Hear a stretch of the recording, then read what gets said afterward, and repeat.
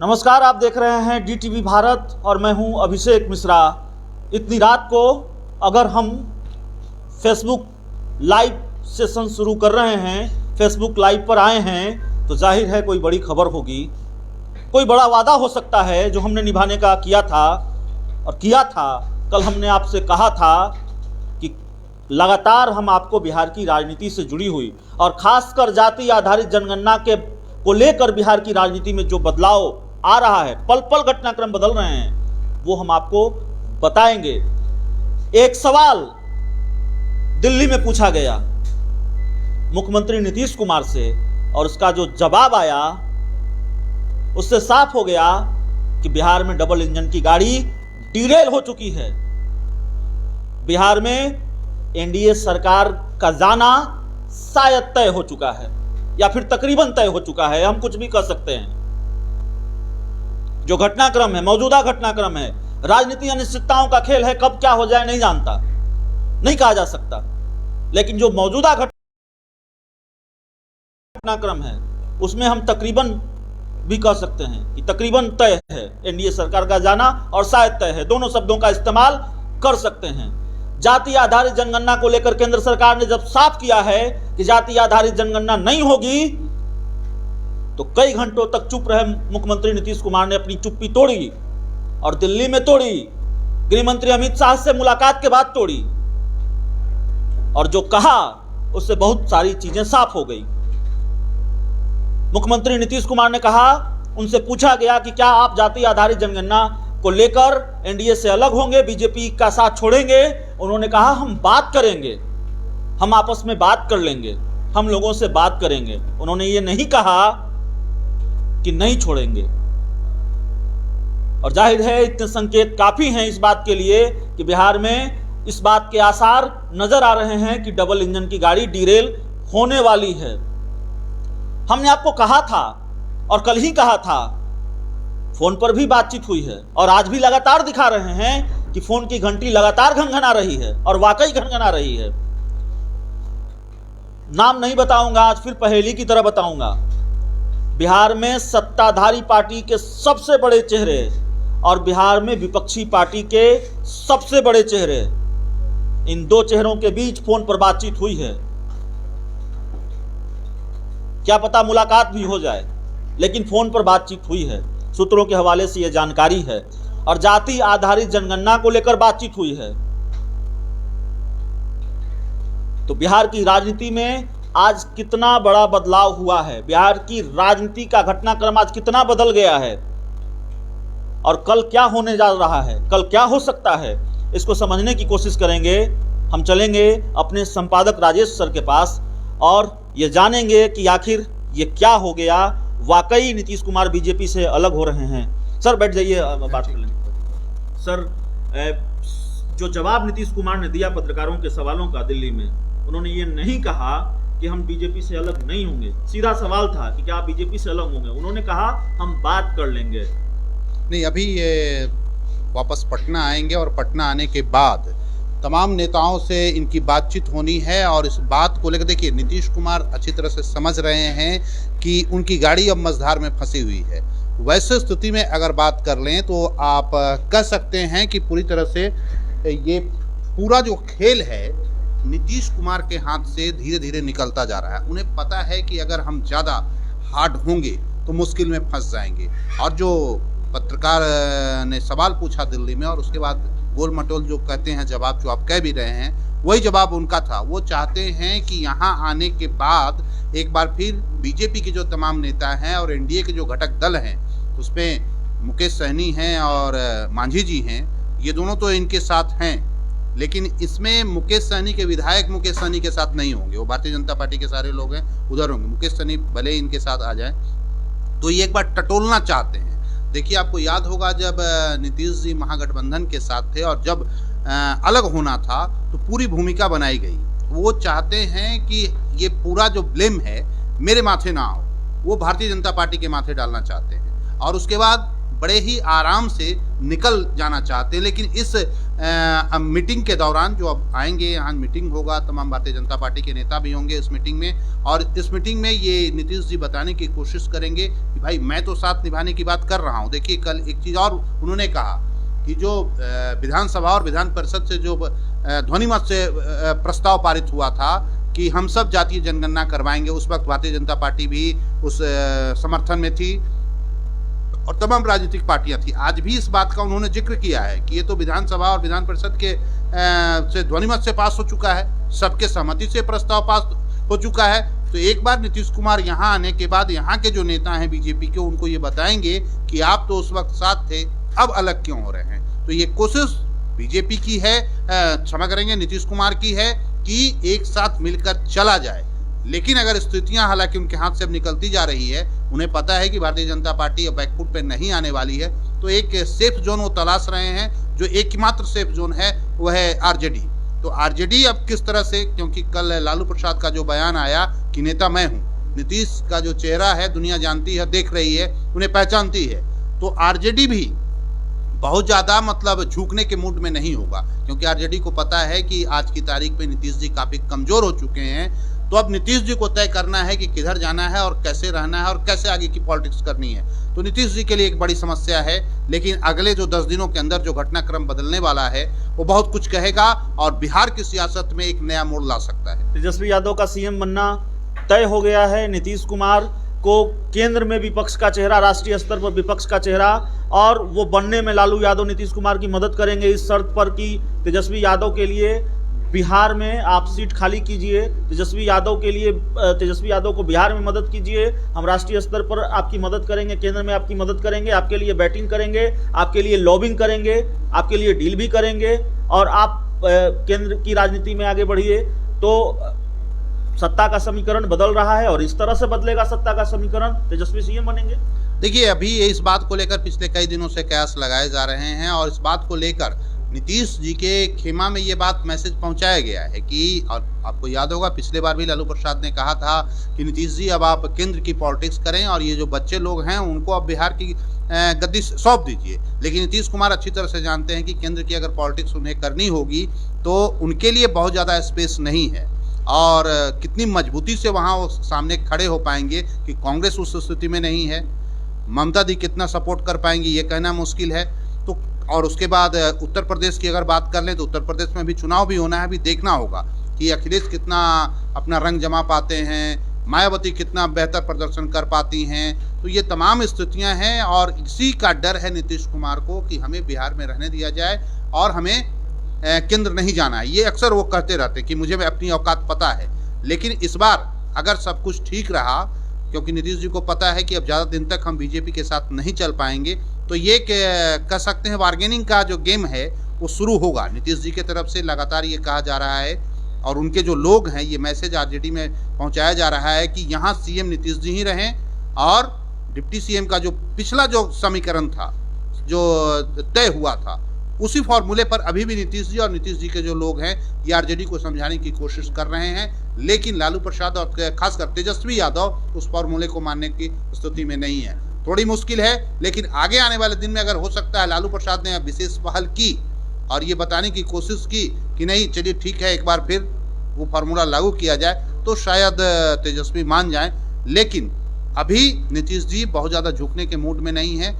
ये 10 दिन का जो प्लान होगा, 10 दिन का जो टाइम होगा, ये बहुत कुछ आप समझ जाइए कि 10 तारीख तक स्थिति स्पष्ट हो जाएगी और तेजस्वी इस कोशिश में है और उनके लोग हैं कि तेजस्वी को सीएम बना दिया जाए और इन्हें दिल्ली भेजा जाए। ये प्लानिंग है। लेकिन नीतीश कुमार मुझे नहीं लगता है कि इतना बड़ा रिस्क लेंगे और आगे जो स्थिति है अगर रिस्क नहीं लेते हैं तो बीजेपी से भी मुश्किल है। बीजेपी तो अपना एजेंडा उसने तय कर रखा है, स्पष्ट कर दिया है।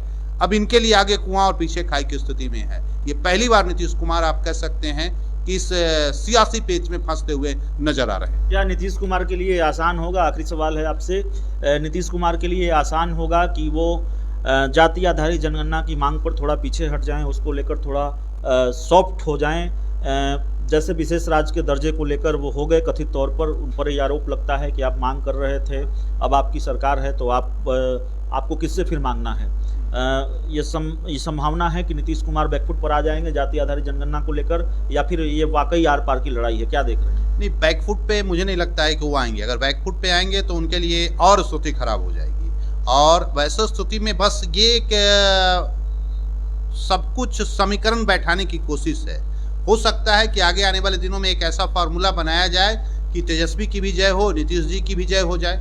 कोई किसी को ये ना कहे कि भैया तुम हारे न मैं जीता। इस तरह का फार्मूला सेट करने की कोशिश की जा रही है, और अगर ये बैकफुट पे आते हैं तो इनके लिए और घातक होगा। बैकफुट पे इन्हें नहीं आना चाहिए। अविनाश, 2025 से पहले ही हम लोगों को विधानसभा चुनाव के कवरेज के लिए निकलना होगा? ये कहना थोड़ा सा मुश्किल होगा मेरे लिए। हालांकि नेता जो हैं, कई बिहार के नेता ये कह रहे हैं, और जाहिर सी बात है कि जब सियासी गलियारों में सरगर्मी इस तरीके से बढ़ती है, जब नेताओं के इस तरीके से बयान खुलकर आते हैं, तो कहीं ना कहीं सोचना पड़ जाता है कि क्या वाकई में ऐसा होगा, और ऐसा देखा गया है। देखिए, बहुत ज़्यादा पीछे जाने की ज़रूरत नहीं है। हाल के कुछ वर्षों में देखिए, जो बिहार की राजनीति में अचानक से एक तो उतार आता है या फिर चढ़ाव आता है, और वो समझ से परे होता है। देखिए, अभी जैसा अभी सर ने कहा कि ना तुम जीते ना हम हारे, ये जो स्थिति है ना, ये वही स्थिति है कि ना उगल पा रहे हैं ना निगल पा रहे हैं। देखिए, सीधा एक बात मैं जानता हूं कि फिलहाल जिस तरीके से आरक्षण, आपको याद होगा कि इससे पहले जब चुनाव हुआ था और उस समय मोहन भागवत आए थे और उन्होंने आरक्षण को लेकर एक छोटी सी टिप्पणी कर दी थी। उसको लेकर आरजेडी ने उसको मुद्दा बनाया, महागठबंधन ने मुद्दा बनाया, और सरकार महागठबंधन की बनी थी, आरजेडी की उसमें बड़ी हिस्सेदारी रही थी। और देखिए, वही स्थिति इस बार है। बिहार में अगर राजनीति आपको करनी है तो जाति, ये एक ऐसा शब्द है, ये एक ऐसा फॉर्मूला है जिससे इतर आप राजनीति नहीं कर सकते हैं, चाहे वो कोई पार्टी हो। अब इसमें आरजेडी एक समझ रही है कि जब हम आरक्षण को लेकर इस तरीके से 2015 में जब महागठबंधन की सरकार बनी थी, तो एक बड़ा मुद्दा, बड़ा एक इस तरीके से, देखिए अगर वो दृश्य आपको याद आ रहा होगा तो बहुत विचित्र दृश्य था कि उसको लेकर हर जगह बातें हो रही थी, जबकि बहुत कुछ खास वैसा कहा नहीं गया था, और वैसी बातें सिर्फ एक समीक्षा ही कही गई थी। वैसे ही अब आरजेडी, उस समय लालू प्रसाद यादव ने उस मुद्दे को लपका था, अभी तेजस्वी यादव ने जाति को लेकर मुद्दा को लपक लिया है। वो ये चाहते हैं कि अगर बिहार में जातिगत जनगणना हो रही हो या नहीं हो रही हो, और अगर हम करा लेते हैं, अगर सक्षम हो जाते हैं, सरकार अगर हमारी बिहार की मान लेती है, तो क्रेडिट मैं लूंगा, और आगे चल के जो चुनाव आएंगे, चाहे वो यूपी के चुनाव में बातचीत कर लीजिए या फिर दूसरे चुनाव में, या फिर वापस अगर बिहार में आते हैं और यहाँ के अगर चुनाव विधानसभा के होते हैं, उससे पहले लोकसभा के चुनाव होते हैं, तो इसको मुद्दा बनाकर तेजस्वी यादव जनता तक जाएंगे कि हमने कहा था, और इसी को लेकर नीतीश कुमार पीछे यहाँ से नहीं हटेंगे, क्योंकि उनके लिए स्थिति हो जाएगी कि विपक्ष के दबाव में आपने किया और ये किया, अगर नहीं करते हैं तो फिर वही एक ठप्पा लगेगा। बहुत महत्वपूर्ण बात आप कह रहे हैं कि ठीक है, ये जल्दबाजी होगी कह देना कि बिहार में मध्यावधि चुनाव होने ही जा रहे हैं, लेकिन अगर संभावित हैं बिहार में, जैसे कि संभावना और उसके आसार नजर आते हैं घटनाक्रमों को देखते हुए, तो फिर उसका राजनीतिक नुकसान नीतीश कुमार को हो सकता है, और जाति आधारित जनगणना को लेकर तेजस्वी यादव इसका राजनीतिक फायदा ले जाएंगे। आखिरी सवाल हमारा होगा आपसे, दो बयान मुझे याद आते हैं। एक तो आज मुख्यमंत्री नीतीश कुमार का आया, इससे पहले कल बिहार के पूर्व सीएम जीतन राम मांझी से हमारी बात हो रही थी। उन्होंने कहा कि देखिए, तेजस्वी यादव पॉलिटिक्स कर रहे हैं, नीतीश कुमार के नेतृत्व में विपक्ष का प्रतिनिधिमंडल मिला था, और विपक्ष का नहीं, सभी राजनीतिक दलों का प्रतिनिधिमंडल प्रधानमंत्री नरेंद्र मोदी से मिला था। तो नीतीश कुमार को एक तरह से उन्होंने कहा कि कैप्टन रहने दीजिए, हम लोग बैठकर बातचीत कर लेंगे, क्या करना है आगे। वही बात तकरीबन नीतीश कुमार ने कही है कि हम लोग बैठकर बातचीत कर लेंगे। उन्होंने इस बात से इनकार भी नहीं किया है कि वो बीजेपी का साथ छोड़ेंगे। तो मांझी ने जो कहा, उसी तकरीबन वही बात नीतीश कुमार कहते नजर आ रहे हैं। इसका मतलब जो हम समझ पा रहे हैं, वो ये समझ पा रहे हैं कि जो अंदर खाने बातचीत लगातार चल रही है। हमने कहा कि फ़ोन की घंटियां गनगना रही है, बातचीत भी हो रही है, लगातार बातचीत हो रही है। कल हम कोई बड़ी खबर दे सकते हैं अपने दर्शकों को, शाम तक, सुबह तक। वैसे तो कल एक बड़ी खबर है ही कि भारत बंद है, लेकिन घटनाक्रम जिस तेज़ी से बदल रहा है, आज मुख्यमंत्री ने अपनी चुप्पी तोड़ दी। तो हमारा सवाल आपसे यही होगा कि कल हम कोई बड़ी खबर अपने दर्शकों को देने जा रहे हैं? देखिए, इसमें कोई बहुत बड़ी आश्चर्य की बात नहीं होगी अगर बड़ी खबर आ जाती है तो, क्योंकि देखिए अगर थोड़ा सा मैं अभी लगातार पीछे दरअसल पीछे मैं इसलिए बार बार ले जा रहा हूँ कि कई ऐसी घटनाएं हुई हैं जिसको अगर रिलेट करेंगे आज की स्थिति में तो बिल्कुल सार्थक बैठती हैं। इससे पहले कई ऐसे मौके आए हैं जब नीतीश कुमार को अपने सहयोगी दलों के साथ कुछ अनबन हुई या फिर कुछ मुद्दों को लेकर अनबन हुई, उन्होंने साथ छोड़ा है। इससे पहले कई ऐसे सामने वाक्य आए हैं या ऐसे कई दृश्य आए हैं जब नीतीश कुमार बहुत स्पष्ट होते हैं कि नहीं, मैं अगर ये करूंगा तो मुझे साथ छोड़ना पड़े या साथ किसी का लेना पड़े, उनको गुरेज नहीं है। देखिए, उनके लिए बीजेपी भी एक ही जैसी है जैसी आरजेडी, अभी विपक्ष में है लेकिन कब साथ में हो जाएंगे इससे बैलेंसिंग फैक्टर। हाँ बिल्कुल, वो आप तराजू के उनको वो धार समझ लीजिए कि वो जिधर जाएंगे उधर फिलहाल स्थिति है। लेकिन आपको याद होगा कि अभी जो 2020 में चुनाव हुए, नीतीश कुमार ने एक बात कही थी और अपने आखिरी चुनाव प्रचार के दिन उन्होंने कहा था कि ये मेरा आखिरी चुनाव होगा। इस तरीके से उन्होंने बयान दिया था। मुझे लगता है कि अगर वो रिटायरमेंट की सोच रहे हैं और अगर उनका उस बयान को हम कोट करें तो मुझे लगता है कि वो जाते जाते भी अपने पास ये क्रेडिट लेके जाना चाहते हैं कि बिहार में अगर किसी ने या देश में अगर किसी ने जातिगत जनगणना कराई तो वो क्रेडिट नीतीश कुमार को जाता है, वो क्रेडिट जेडीयू को जाता है। और इस बहाने कम से कम दूसरे राज्यों में जब जाएंगे, कम से कम अगर यूपी में अभी जाएंगे और यूपी में जाते हैं, अगर गठबंधन नहीं बनता है, अगर अकेले ही चुनाव लड़ना है तो ये दम ठोकेंगे या ताल ठोकेंगे कि भैया हमने जातिगत जनगणना कराई, आपके यहाँ नहीं हुई, या फिर इस तरीके से बीजेपी ने नहीं कराई, हमने कराया, हम आपको सम्मान देते हैं। हम चाहते हैं कि जितनी जातियां हैं, जितनी स्थितियां हैं, उनकी बातें स्पष्ट हो, उनके तरीके स्पष्ट हो, उनकी भागीदारी स्पष्ट हो। क्योंकि जीतन राम मांझी को आपने कोट किया, उन्होंने कहा कि जितनी जनसंख्या उतनी भागीदारी, ये बातें कह रहे हैं। लेकिन इसमें एक बात ये निकल के आ रही है कि पेंच जो फंसा है वो बिहार में सरकार का फंसा है। मुझे लगता है कि अगर इस तरीके से होता है तो बीजेपी, जिसका मैनिफेस्टो कह लीजिए या फिर जिसकी तर्क कह लीजिए या जिसकी सोच कह लीजिए, जिसका एजेंडा कह लीजिए, बिल्कुल क्लियर है कि भैया हम जातिगत जनगणना नहीं कराने जा रहे हैं। अगर बिहार सरकार कराती है तो यहां से बड़ी खबर बिल्कुल निकल सकती है। एक और आपने एक सवाल किया कि कल बड़ा अपडेट क्या होगा।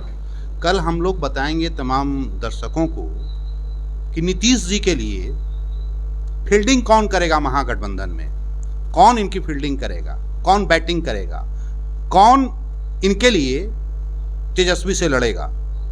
अगर तेजस्वी कह रहे हैं कि मुझे ही कैप्टन मानो तो वहां पर नीतीश जी कैप्टन होंगे महागठबंधन के अंदर या सेंट्रल में, कौन इनकी बैटिंग करेगा, कौन इनकी बात को मजबूती से रखेगा कि नहीं नीतीश जी को आप मान लीजिए, या इनकी लड़ाई कौन लड़ेगा केंद्र में, ये कल हम आप तमाम दर्शकों को बताएंगे। ये जानना बेहद ज़रूरी है कि नीतीश जी आज बड़ी आश्वस्त होकर बड़े सुकून से जो बात कह रहे हैं वो क्यों कह रहे हैं और इनकी लड़ाई महागठबंधन के अंदर कौन लड़ेगा, कल हम लोग दर्शकों को बताएंगे। चलिए, एक वादा हमने कल आपसे किया था कि कल हम बहुत कुछ बताएंगे आज के बारे में। एक वादा सर ने आपसे किया है कि कल हम बहुत कुछ बताएंगे, वाकई बताएंगे। कल हमने वादा किया था, उसको निभाया है। और खबरों को लेकर जो हमारा वादा है वो तो हम लगातार निभा ही रहे हैं। आपने प्यार दिया है, आपने सहयोग दिया है, आपने समर्थन दिया है, इसलिए हमारा हौसला बढ़ा है और हम अपनी जिम्मेवारी निभाते रहेंगे। हम अपनी जिम्मेवारी समझते भी हैं। एक महत्वपूर्ण बात जाते जाते हम आपको कह के जाते हैं, उसके बाद हम अपने सहयोगी ऋतिक के पास चलेंगे कि क्यों नीतीश कुमार ने अपनी चुप्पी तोड़ी और इसके पीछे की पृष्ठभूमि क्या है। वजह सिर्फ ये ना हो, ठीक है, लेकिन अखबारों में एक बयान छपा और वो बयान था जेडीयू के महासचिव केसी त्यागी का। राष्ट्रीय महासचिव हैं, नीतीश कुमार के करीबी हैं, और उन्होंने कहा कि जिस तरीके से केंद्र सरकार ने खुद ही ये फैसला ले लिया या फिर संकेत दे दिया कि हम जातिगत जनगणना नहीं कराने जा रहे हैं, बिना घटक दलों से राय लिए हुए, हमें बहुत हैरानी हुई और एक तरह से वादा खिलाफी भी है। उनके साथ जिन लोगों को इससे लाभ होना है उनके साथ किए गए वायदों को पूरा भी नहीं करने जा रही सरकार। इससे यही मैसेज जाता है। ये बयान आज अखबार में छपा है। ऋतिक, बहुत छोटा आंसर चाहेंगे आपसे, क्या होने जा रहा है कल परसों आने वाले दिनों में?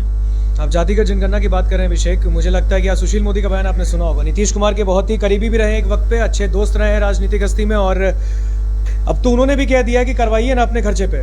अब एक दोस्त होने के नाते मुझे लगता है मुख्यमंत्री नीतीश कुमार को समझ जाना चाहिए। अब तो एक दोस्त भी इशारा कर रहे हैं कि अगर आपको जातिगत जनगणना करानी है तो आप अपने खर्चे पे कराइए। कर्नाटक ने कराया है, उड़ीसा करा रही है, तो अगर आपको कराना है तो आप भी अपने खर्चे पे कराइए ना। और आपके तो सहयोगी दल भी कह रहे हैं कि हम तो आपको मदद करने के लिए भी तैयार है, वीआईपी की पार्टी 5 करोड़ रुपए देगी। और अब तो सुशील मोदी जब ये कह रहे हैं, बीजेपी बार बार इशारा कर रही है हम नहीं तैयार है, आपको कराना है आप अपने खर्चे पे कराइए, तो मुख्यमंत्री नीतीश कुमार क्यों नहीं करवाना चाह रहे हैं? अब मुख्यमंत्री के लिए भी एक सवाल है, अगर वो लगातार ये प्रेशर बना रहे हैं कि अब बीजेपी भी कहीं ना कहीं, मुझे लगता है अभी भी आस है। आप देखिए जीतन राम मांझी भी कह रहे हैं मुझे एक अंतिम भरोसा है प्रधानमंत्री पे, प्रधानमंत्री शायद कोई पॉजिटिव रिस्पांस देंगे, या मुख्यमंत्री को अभी भी प्रधानमंत्री पर भरोसा है, इसलिए भी मुख्यमंत्री इस ओर कोई पहल नहीं करे, क्योंकि अब लगातार सब कुछ साफ है। अभिषेक, मुझे नहीं लगता कि अब इस पर कोई राजनीति करने की जरूरत है। तेजस्वी यादव चाहे लेटर पॉलिटिक्स करें या कुछ भी करें, मुझे नहीं लगता कि अब सत्ता पक्ष में बैठे और बिहार के मुख्यमंत्री को अब सोचने की जरूरत है कि जातिगत जनगणना को लेकर अब बीजेपी हाँ करेगी या नहीं। अगर आपके साथ तो पूरा मेजोरिटी है,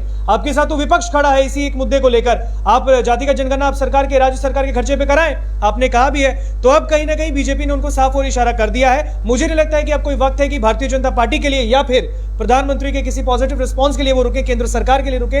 अगर उनको करवाना है जातीय जनगणना और वो चाहते हैं कि हर एक जाति के लोगों को उनका हक मिले, उन्हें सब कुछ मिले, तो मुझे लगता है मुख्यमंत्री के लिए बहुत बड़ी बात है। वो ये नहीं देख रहे कि उनके पास भी एक मेजोरिटी है, तो उस चीज को लेकर आगे बढ़े और बिहार में करवाएं जातिगत जनगणना। तो वक्त का इंतजार नहीं करना चाहिए, केंद्र ने जब साफ कर दिया है तो मुख्यमंत्री नीतीश कुमार को जाति आधारित जनगणना करानी चाहिए। इस फेसबुक लाइव सेशन में इतना ही। बहुत बहुत धन्यवाद।